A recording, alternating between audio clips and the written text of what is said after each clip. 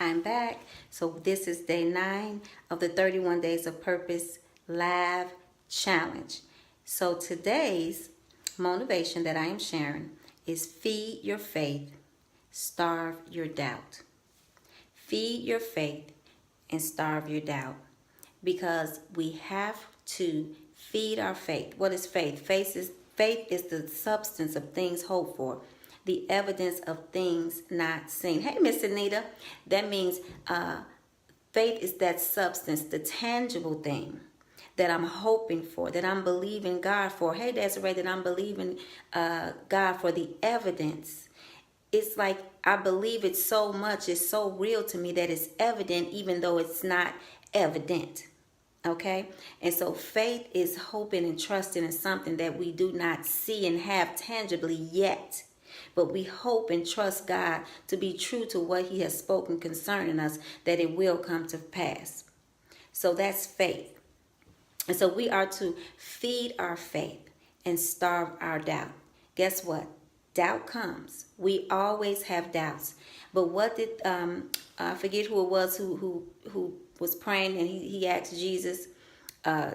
He says, Jesus, I believe. I believe he needed a healing for his daughter. I believe he said, I believe, but he told Jesus, but help my unbelief.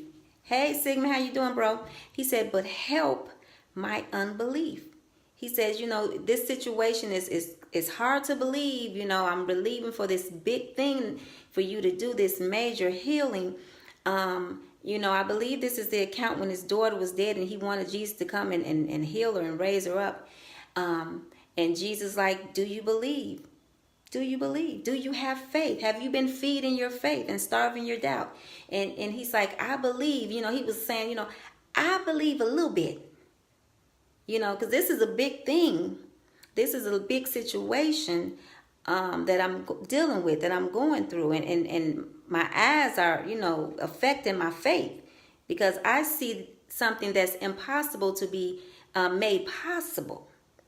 He says, so I believe. I believe a little bit, Lord. I have a little mustard seed faith. He says, but help my unbelief. And so we all have doubts. And that is part of my prayer. When I have doubts, I remember that account in the Bible. And I said, Lord, help my unbelief. Help my unbelief. I believe you. I'm trying to believe you. I'm struggling to believe you. Hey, Tanya. Hey, sis. But help my unbelief. And so there will be times when we have fed our faith and we're built up and we can handle situations that come our way. But then there will be times when even that faith that we have is tested and challenged, because it's such a major thing going on in our life that sometimes it's not so easy to believe. And so what do you do during those times? I was ministering to my church the other Sunday, and I said I was going through, and have you ever went through and you didn't have all those words to be trying to pray? You didn't feel like praying. I'm talking about me. I didn't feel like the long drawn out prayers. I didn't have it in me. So sometimes we have to just do breath prayers and just say, Jesus, Lord, help. Because sometimes when you're going through, you're not able to feed your faith, and the faith that you have, you're just holding on by a string. And you're asking your prayer warriors and your family to pray for you. And trust me, those prayers are helping. Because during those times, you don't have it in you to pray. Have you ever not had it in you to pray? Have you ever felt like, that faith I have, I don't know if it's even working. Like, Lord, help my unbelief.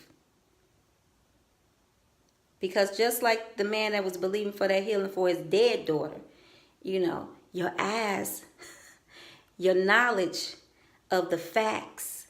The facts are, this is really happening in my life. But the truth is, what did God say about it? Right? And so when the facts, are being tested and tried, you have to still stand on the truth of God's word. And so we have to feed our faith and starve our doubt. And so we have to stay in our word and be, built up. And even in doing that, certain things will take you for a loop. They will knock you down. But guess what? We don't stay down. We get back up. We get back up. And when you feel like you just out of can't believe, you out of hope, you just drained, call on some prayer warriors. Still trust God. Hold on to that little faith that you do have, that mustard seed faith. Keep praying, keep believing, keep trusting God, keep going to church, keep going to Bible class, keep pressing. You have to keep pressing. And as you do that, you will see as in time that God will reveal to work that thing out. But you have to go through the process. We've been talking about that during this challenge. Go back to the beginning. We talked about going through the process. Hey, cousin. You have to go through the process. You have to. Hey, Ursula. Hi, friend. Yes, so you have to go through the process. And guess what? All processes are not good. They don't feel good to you. They're working something good in you as you go through them and get through the pain and get through the testing and get through the trial. When you go through and you work through those emotions and all of that, you come out better and stronger because now you're able to deal with, more than you were able to deal with before. Right? So that's the good thing about the process of going through changes and trials and temptations and hurts and pains and grief. God gets us through it, but it doesn't always feel good. But we have to go through to get to. We have to go through to get to. So this is day 9, 31 days of purpose. I just did day 8 right before I did day 9 on today. So go back and watch that video. I'm sharing out of my book Motivations for the first 21 days, and then the last 10 days we're going to go through my book, The 10 Commandments of Purpose. Okay, so stay with me, stick with me, catch the replays. Hashtag 31 days of purpose is the hashtag that we're using. So we will see you on tomorrow. I love you. Tomorrow, you're only a day away. Toodles, share this out.